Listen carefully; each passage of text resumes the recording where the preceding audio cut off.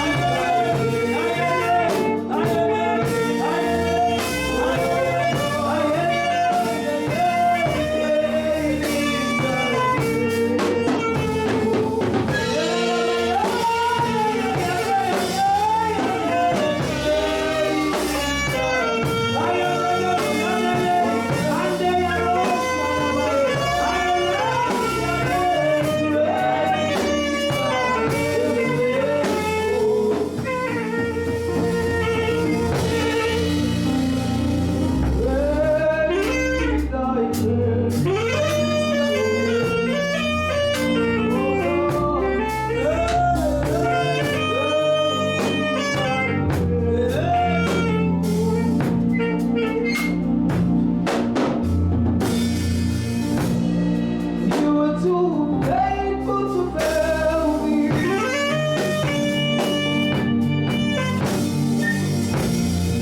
You are too faithful to disappoint me. You are too faithful to fail me. I am born to realize you are too faithful to fail me. You are too faithful to fail me.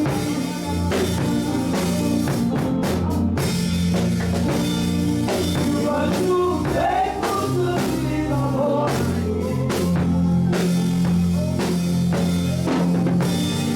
You are too faithful in my life.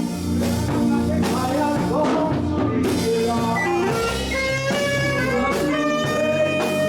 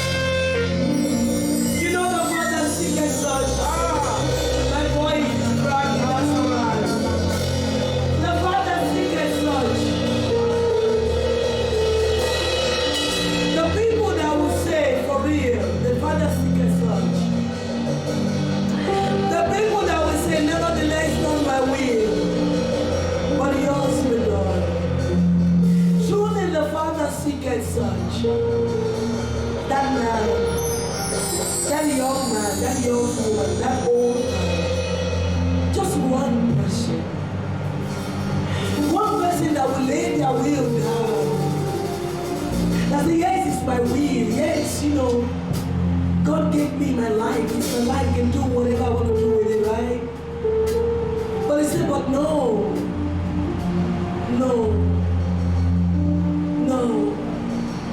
I will lay it down for him. I will give it back to him. And I will say, God, take it and use it as it seems fit to you. God is looking for the vessel, just one vessel, that he wants to endow with grace, to do the extraordinary. I pray that vessel will be me today. I pray it will be you today. So God is looking for your heart. He wants your heart, not your garment. He wants your heart, not your beautiful garment. He just wants your heart. He wants you to give him back the heart he gave you. He wants to give him back the will he gave you. He wants you to give him back. He wants to use you in this generation. What will be your story after you're done and you're gone? What shall people remember about you? What is the essence of your life, sweetheart? Why are you living? What's the purpose of your existence? What is the vision that you have about this destiny that you call your own? What has God told you? Forget about the year of everything that we have all shouted, Happy New Year already. My year of this and my year of that. You know, part of that, my year of this, my year of that, should already be part of your journey of life. God works with us progressively. We progress in the things of God. It's not just my year of miracles. Then what? Then what? Where is the picture of your life? Where is the picture that you see every day and is the reason why you wake up in the morning? It's the reason why you do whatever you do. You know, everything that you do every day of your life should complement your purpose and your destiny. What is the reason for your living? Why do you pray? We talked about prayer yesterday. We cried to God for the grace to pray. We cried to God for the grace to pray yesterday. And I told you the man that will pray ceaselessly, a woman that will pray without ceasing, it's a man that will be given access to the depth of God. Oh, that's what I want.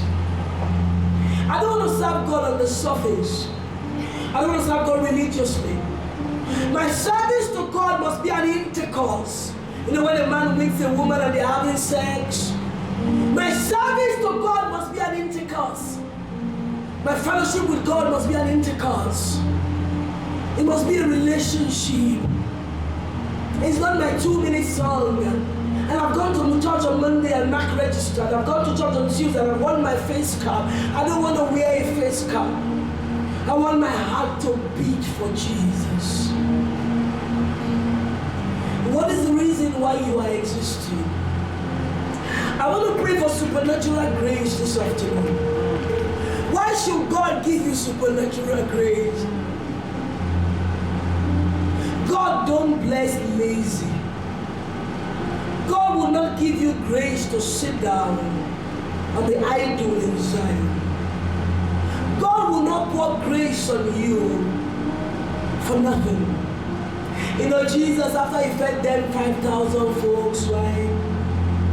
He said, pack the fragments. They don't waste in their quarters. God will not give grace for nothing. God will not empower for nothing. God will not anoint for nothing. God will not visit you for nothing. God will not encounter you for nothing. People cry for encounter. For what? The encounter is for what? The visitation is for what?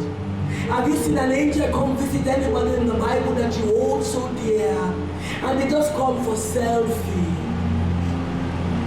No. Whenever an angel shows up, he shows up with the calendar of heaven. He shows up with whatever it is already written concerning you. And whenever they tell you what is written concerning it, means go to work, get up, rise up, shake your butt, and go to work. Supernatural grace. You know, we like words like that and statements like that. He's the year of supernatural grace. And God looks at the one that I want to endow with supernatural grace, and they're like, no. You gotta be ready. You gotta be a container that can receive supernatural grace. They don't just give supernatural grace to do what? To walk. Jesus said, occupy it in a camp. Where is the sphere of life that you're occupying? Where is your domain? Where is the territory that you're conquering? Where is the territory that you are willing to conquer? What are you willing to do for God? How are you willing to lay your life down? Have you carried your cross lately? Do you know you have a cross that you got to carry every day? That's what Jesus said, right?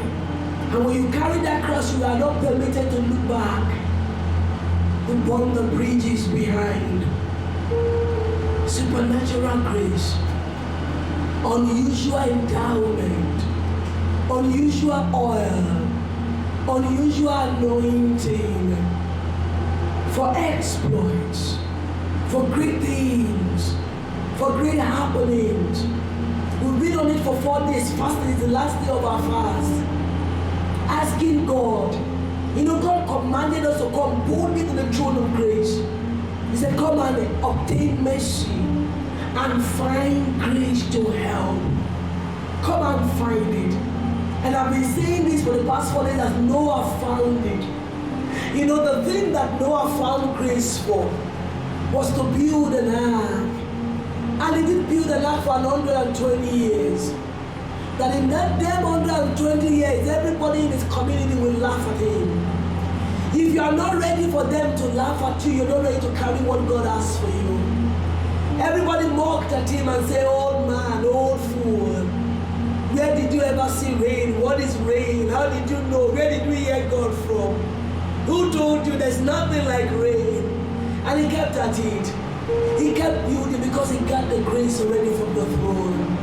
He kept on building until while they were drinking and partying and having sex and doing everything that men do, just goofing and being stupid. Rain came.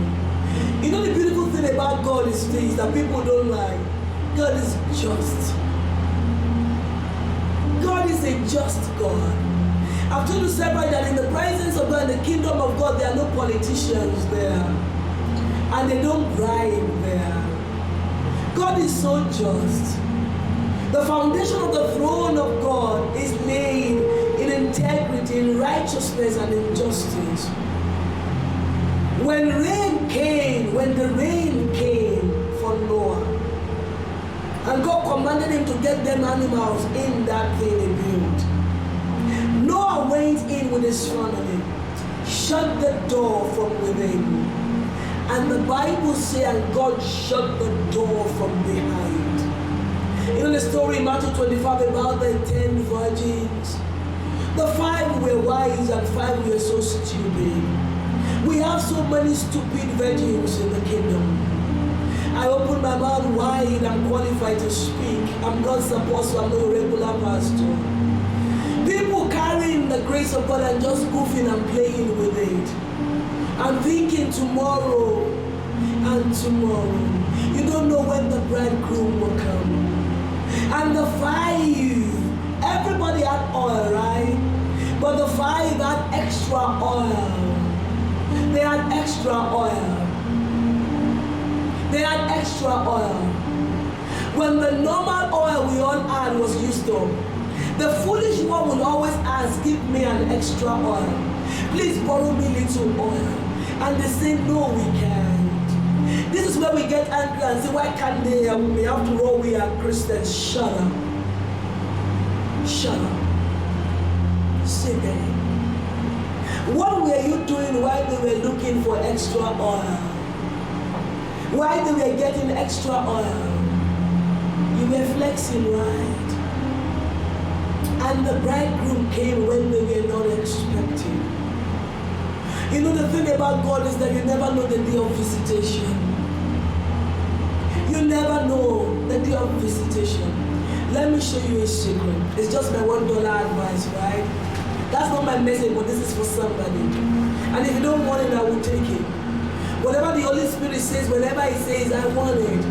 I always want correction. I always want correction. I want to carry all of God if I can in my generation. I want generations after me, 1,000 years after Jesus started to still talk about Mary Imabong Oyomire. I've paid so much price to be stupid to move at this age. God is just. Everything we do in the name of God is being recorded. Everything is saying, in that you have done what you've loved and you keep on loving. You keep on serving my people. God never forgets the labor of love that we do in His name. You never know your day of visitation. You never know the day God will say, this is the hour, this is the day, this is the moment. That's why when you say you are serving God, you serve God with your life. You burn them bridges. You stop the goofing and the foolishness. You don't serve God only for 6 months, and the next 6 months you go about like the sons of the devil. You stay with God, you stick to God, you carry your cross and serve Him. You just never know whether this day, February the 6th, 2020, will be that day you've been fasting and praying for. The day you will encounter your Creator. The day God will come and visit you. The day God will anoint you with that holy oil you've been crying for. It could just be this day. And when God shows up into your house, shows up to your life that moment, what shall He find you doing? What shall God find you doing right at that moment?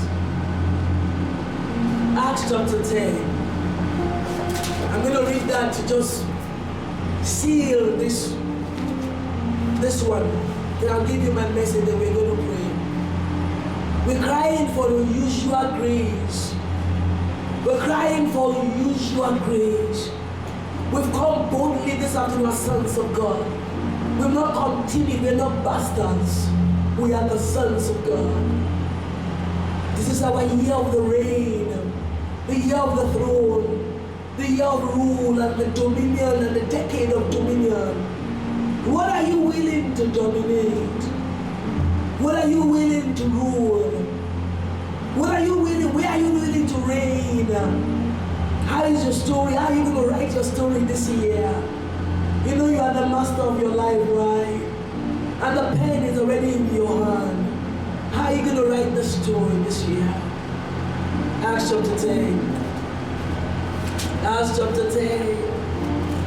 Acts chapter 10. There was a certain man in Caesarea called Cornelius, a centurion of the band called the Italian band, a devout man, and one that feared God. You know God knows who fears Him, right? That your lip fear. Oh Jesus, Jesus. He knows exactly what's down in your heart. God knows exactly who fears Him. Who fears Him. A man, a devout man, and one that feared God. You know the fear of God is not really, that's the fear of Satan, that fear thing. The fear of God is honoring God. The fear of God is, no, I won't do it because of God. That's all. The fear of God is Joseph. Madam Potiphar ain't having sex with you because of God. He said, why? He said, because of God. Are you crazy? I will give you the best meat in the house. I will give you the best, I will give you the best quarter in the palace. They said, no. I won't do it because of God. That's the fear of God. I won't take what does not belong to me. That's the fear of God. Because of God.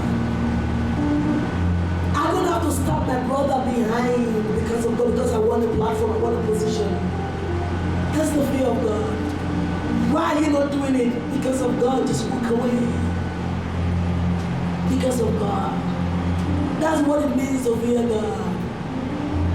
You love God so much that you don't want to grieve the Holy Spirit. You don't want to give them. You know, sex is so cheap right now, right? On the billboard, everywhere, your computer, your phone, sex is everywhere. Cheap, it's $1. It's free. They give you for free, guys. Sex between that they're having sex, free.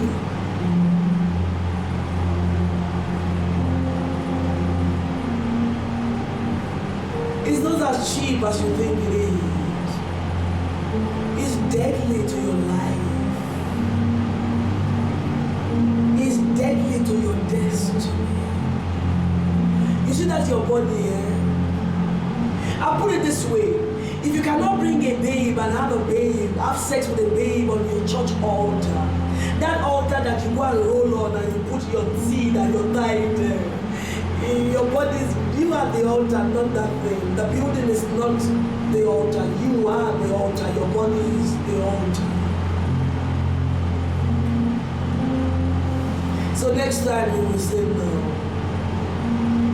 Because of God. I love God more than you. And heaven will record it. And God will always honor anything, any act of love for Him. He will honor. He will honor you in ways that money cannot speak. He will honor you, He will honor you, He will honor you, He will honor you. He will honor you. Oh, they will say you are there, you are not, you are not, you are not there.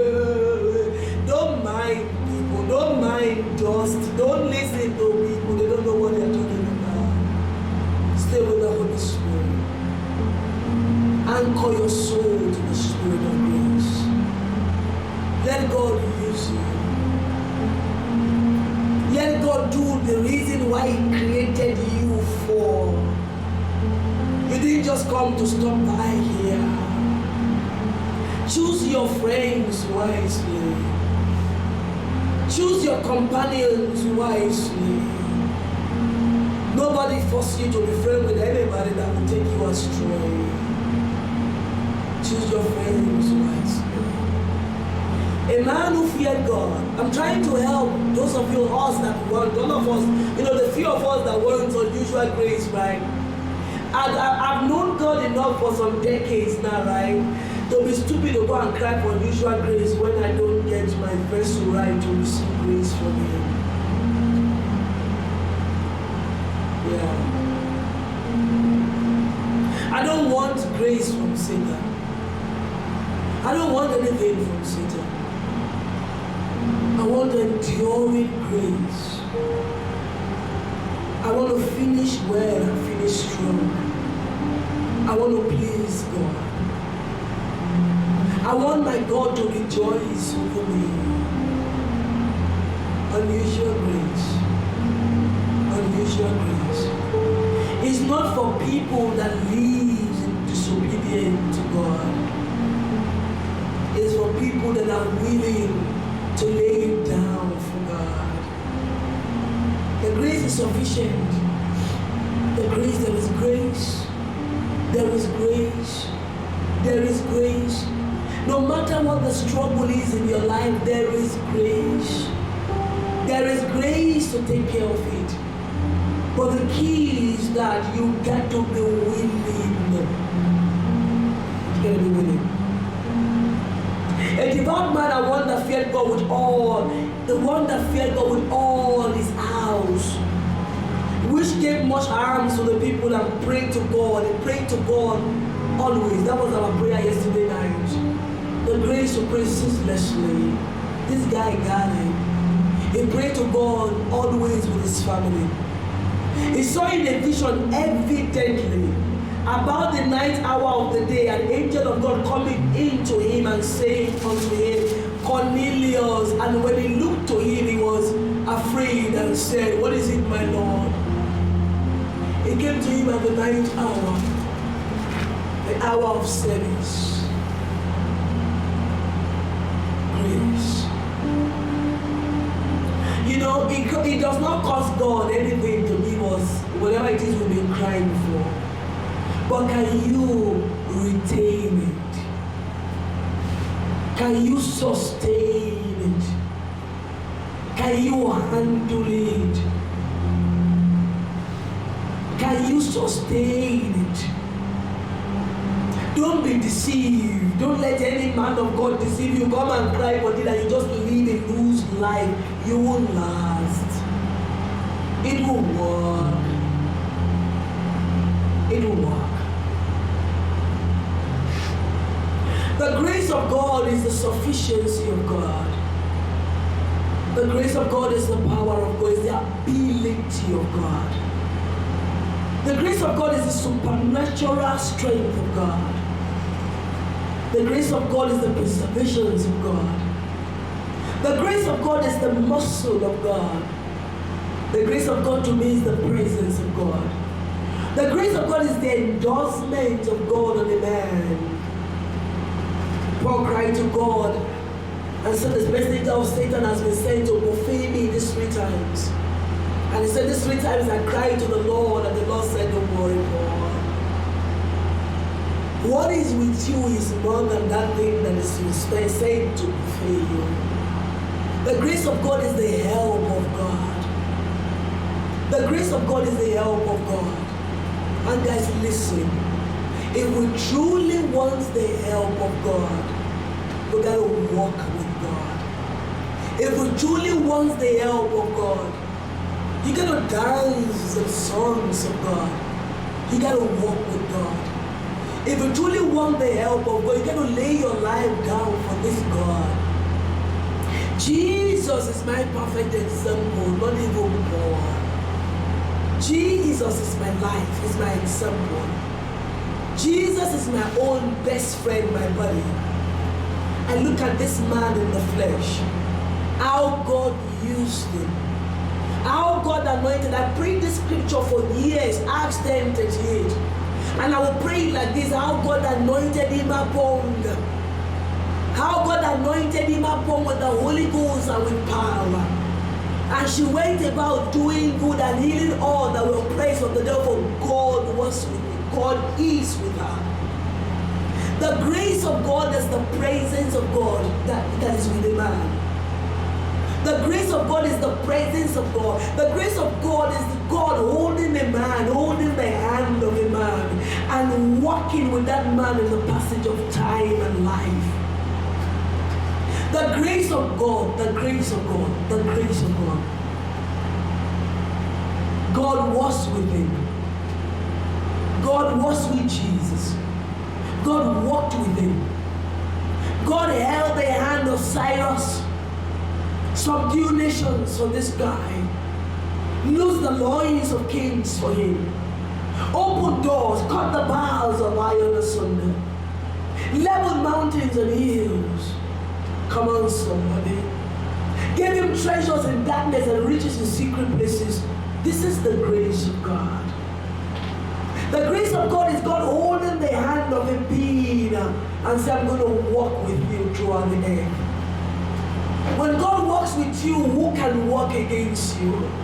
Truly, if God is for us, truly, if God is with us, truly, if God is on our side. This scripture that we quote in Romans today, if God be for us, if God, truly, has that become your reality?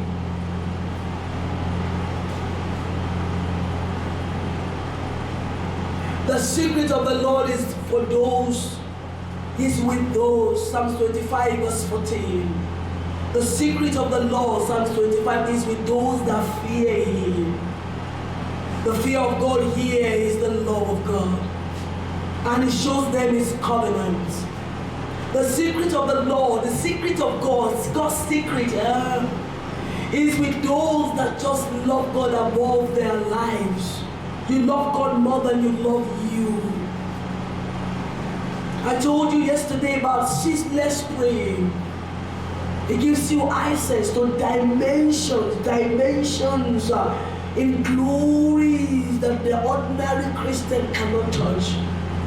It brings you to the place of advantage in God. That's what I want. That's what I want. That's what I want. God knows exactly those that are after Him. God knows exactly those that love Him. God knows those that are after Him, that pants after Him, their hearts pants after God as the deer pants after the water goes. God knows. He sees your thoughts from afar. The grace of God. You know, the beautiful thing about God is there's no need for that condemnation, right? No need to be condemned, no need to be, oh, no. If you will just hear His voice today, hand Him, not your heart. If you will hear His voice, just say, God, it's me. Use me. Have mercy on me, use me. You got to get to a place where you are so open to God that don't play games. The games we play, the things we do that to hurt ourselves. God is ever for us. God is not against us, God is for us. But truly, we got to be for God. We also have to be for God. We also have to be for God in spirit and in truth. We gotta stop the games. We gotta stop the games. Unusual grace. Think about it, Selah, for a moment. Unusual grace. How can we be talking about Smith Wigglesworth? How can we be talking about Catherine Coleman? How can we be talking about all these people that are dead and I'm alive? How can I be talking about Elijah and I'm alive? And Jesus said, greater works you shall do. And the Holy Spirit is with me. And these people, this Elisha and Elijah, they will just have the Holy Spirit come upon them. And the Spirit of God lives inside of me. He lives in me. It's like half of the time I grieve Him. Half of the time I just live outright disobedience to Him. And I'll come to prayer meeting on Tuesday or Thursday or Friday or Saturday and say, oh, supernatural grace, oh God, oh God. And then they will deceive you to come and sow seed for supernatural grace, and you go and push seed. Come on, somebody, wake up, snap.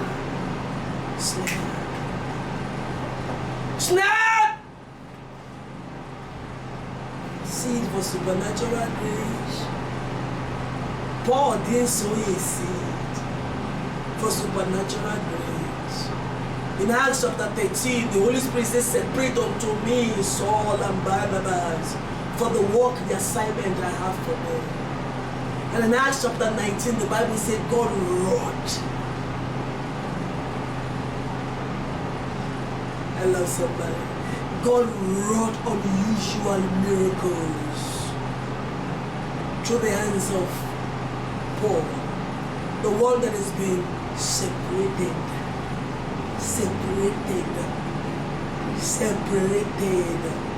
The one that has laid their lives down for you. God is not your sugar daddy.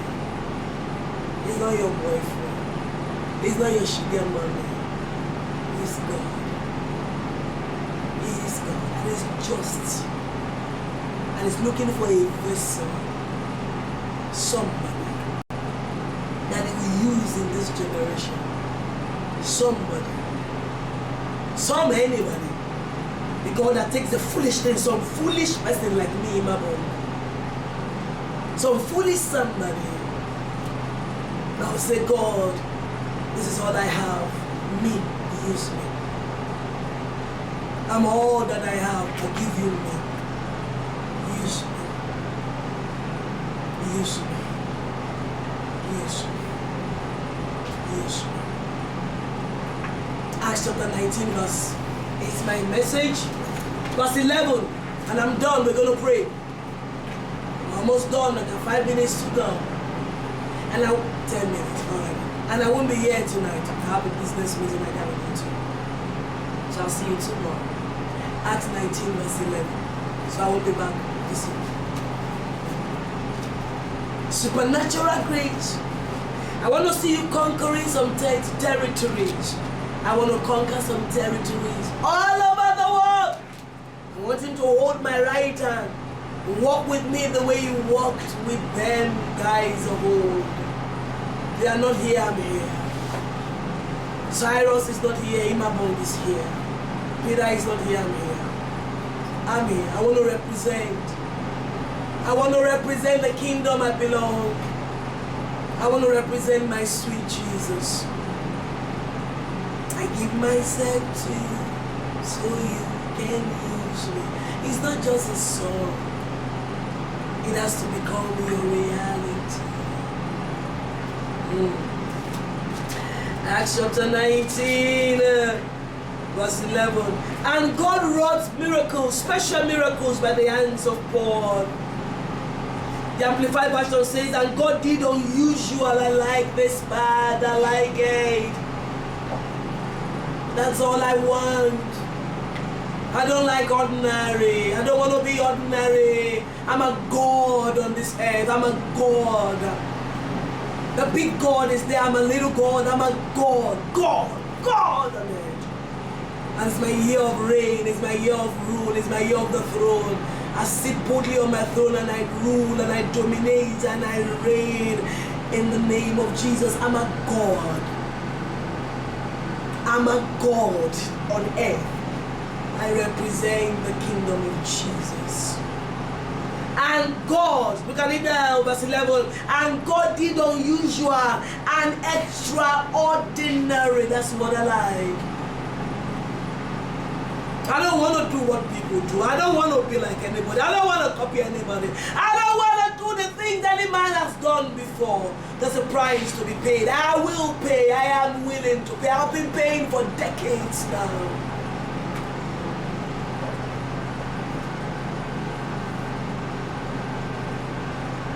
The man that God, many are called, right? I don't want to be part of the ones that are many that are called, but very few are chosen. I'm one of the ones that are chosen. I told you, if God chooses you, right, He will take a pipe and put inside of you and train all of you out. It could take Him 30 years, He's not in a hurry. It could take Him 40 years, hey, come on guys, He's not in a hurry. It will drain everything out of you. When He's done draining, He will put another pipe inside of you and He will put Himself in you. Then you go out and represent Him. You can't represent God with your character. He will kill you and then bring you back to life. And God, not your president, God, not your prophet, not your prophet, God, wrought unusual and extraordinary miracles by the hands of Paul, so that handkerchiefs and towels or aprons which had touched his skin, come on somebody. Things that touch his skin will just heal anybody. The viper came in Acts 28 to feast on him after they came out of the shipwreck, could not kill him. This guy this Paul carried something from God, encountered some unusual grace from the throne of grace.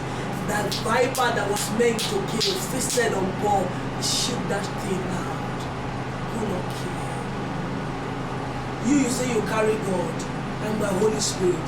Every meeting you are running up and down, running away from witches. You are crying up and down looking for who to cast witches from you. Which God are you carrying, sweetheart? Which one? Which one? Which one? You know what we're going to do this afternoon? 5 minutes, we gotta go. Lord, I rededicate myself to you. Can we start from there? I give you myself. I dedicate my heart to you. You know you are not a mistake. You know you are supposed to be a vessel. You know you are supposed to be something, a star that should shine, right? You are wonderfully and carefully made, right? You're not just a nobody. You are the apple of God's eye. You are so, when God looks at you, he looks at, my God, look at this thing I made, this vessel I made to show forth another kind of my glory that don't know. When you copy people, you slap your creator. You are too unique. You are unique, uniquely and wonderfully made. If you refuse to develop yourself, you have cheated us.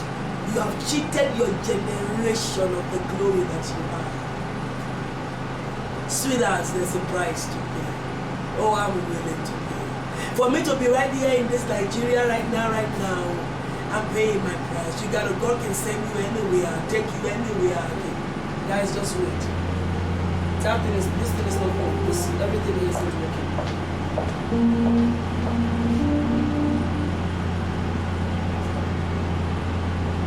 It's not working. You go out. Yeah. It's supposed to be back now. It's back now. But I want to go to Intel. Guys, hold on. I want to go to Intel. It's not working. This thing needs to be working. Abraham, come and take care of that.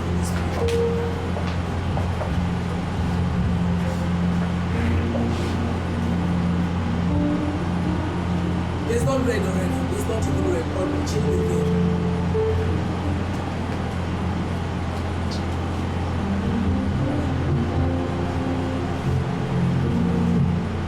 Ibare Jesu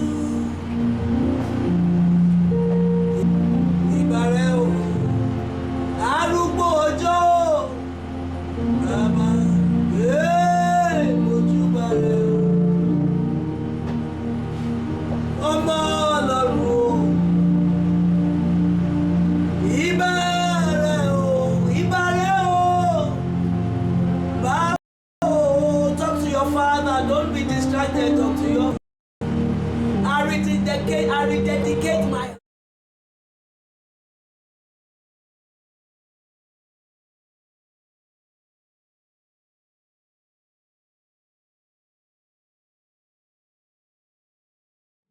God is looking for a man. A man.